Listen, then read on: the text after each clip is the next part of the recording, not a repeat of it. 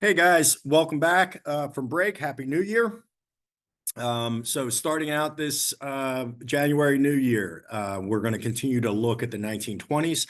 We only have about 2.5 weeks left of the marking period, so keep that in mind as we're moving forward. So a few things this week, pretty simple. We're going to be diving into some of the race relations, continue to look at that. We looked at that with the Tulsa Massacre. We're going to continue to look at that this week through the summer of 1919. That summer, after World War I, when troops came home, their jobs were occupied by mainly African Americans who had moved north during the Great Migration for factory jobs. And as a result of those demographics coming together in the urban areas, we had a lot of racial tensions, I should say. So we had race riots in Chicago, most famously the Chicago Beach riots. That you're going to read about during the summer of 1919. It became known as Red Summer.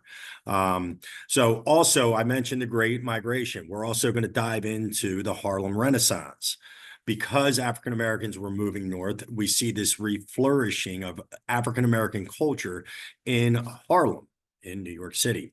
And so with that becomes this renaissance or this rebirth of African American culture, things like jazz music, flourishes, arts, literature. Langston Hughes comes out of the Harlem Renaissance. So again, something that we're going to read about. Okay, so two things this week, really looking at the Red Summer, the race riots, and then also there was a terror bombing on Wall Street in 1920 during lunch. And again, it was done most likely carried out by anarchists, people that were against the government.